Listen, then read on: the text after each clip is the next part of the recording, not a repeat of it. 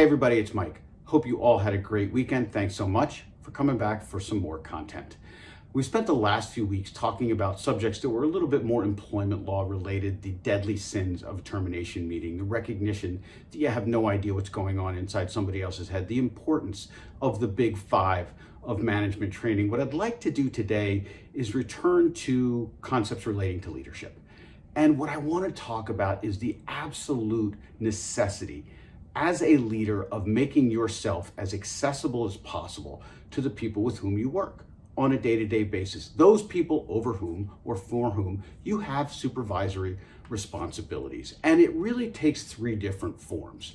The first thing I want to talk about today is the importance of leaders who are able to humanize themselves. Second, the importance, the critical nature of being able to show interest in those things that your employees are interested in that most of the time have nothing to do with work. And finally, sort of disabusing ourselves of the notion that the open door policy is a thing that should still exist and has any meaningful impact on our workplaces. So let's come back to the beginning and talking about the importance of humanizing ourselves as leaders and how, when we can talk to our employees about things that have happened to us, experiences we have enjoyed throughout the course of our lives, the impact that can have on their day-to-day and they can use moving forward. And in order to do that, I want to show you a clip from a movie, one of my favorite movies ever, a movie called Remember the Titans.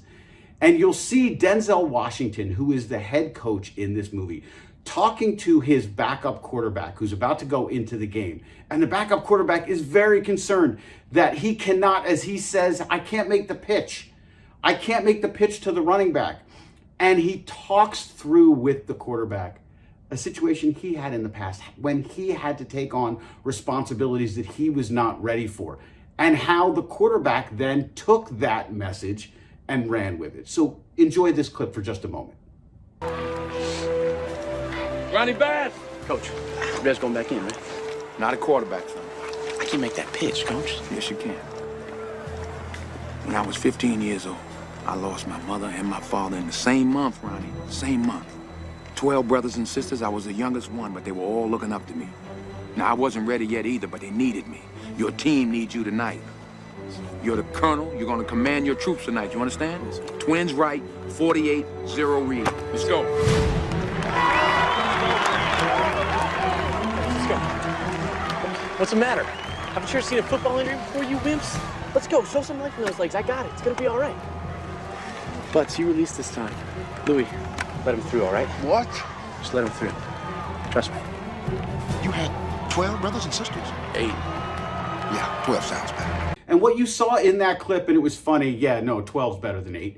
What you saw in that clip was Denzel Washington sharing a story about when he was a younger person and how that impacted his quarterback, Ronnie Bass, and how Ronnie Bass then went into that huddle and basically said, I got you.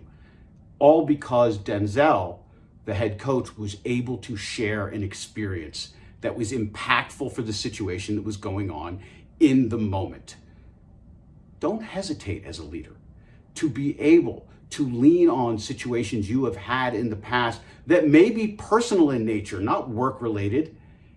Those kinds of experiences, your willingness to share personal information with your employees will make you more accessible to those people who are looking to you as a leader. The second thing we need to do is to show interest in those things that your employees are interested in. And I'm not talking about work-related stuff.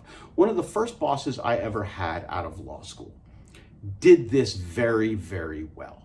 I was a very junior associate in a large law firm and working crazy hours, it was rough. And my boss knew that I was all things gross associated with being a Philadelphia sports fan. And he knew what a huge Eagles fan I was. So every Monday morning during the football season, he would come into my office and he would sit down, and he was from the UK, and he would sit down and he would say, Michael, did you see the football match yesterday? And I would say the same thing every week, football game. We call it a football game, but I dug what he did. He was trying to humanize himself again. He was showing interest in those things about which I was passionate. And while he was not the greatest boss all the time, I genuinely appreciated that he was trying to show that interest in those things that I had, for which I had passion, those things in which I also had an interest. Third thing we need to do as leaders, we need to disabuse ourselves of the notion that the open door policy is going to have any impact on our employees' willingness to come and talk to us. And I, from time to time, review handbooks.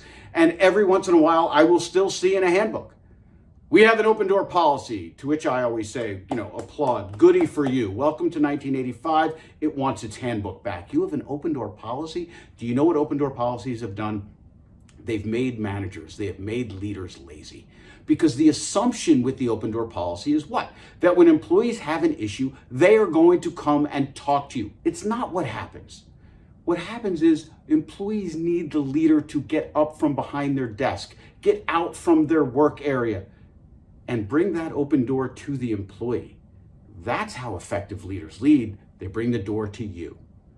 They have what I like to refer to as spontaneous scheduled check-ins. Wait a minute. You just said two words that mean the opposite of each other. That's right, because for me as a leader, they're scheduled. I have them on my Outlook calendar. The employee may not know they're coming, but I'm going to check in with my employees. I'm bringing the door to them.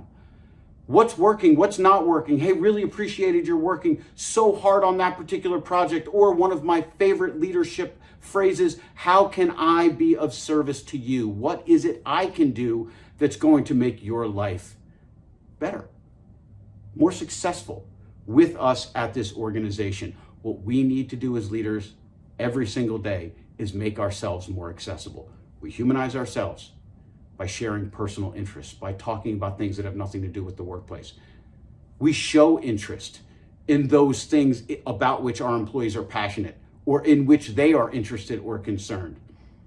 And we disabuse ourselves of the notion that the open door policy in any way impacts the workplace. Rather, we bring the door to our employees. These are small steps. They cost you literally, and I am using the word literally the way it was intended to be used. They cost you literally nothing and make massive differences with respect to your accessibility as a leader. The more accessible you are, the more likely an employee is going to come and talk to you, the more valued that employee is going to feel, which of course will enhance productivity, efficiency, and retention. Thanks so much once again for taking the time to listen to the video. I will hope you'll continue to share. I hope you will continue to comment and to provide additional ideas for me to talk about on a weekly basis. In the meantime, hope to see you all real soon.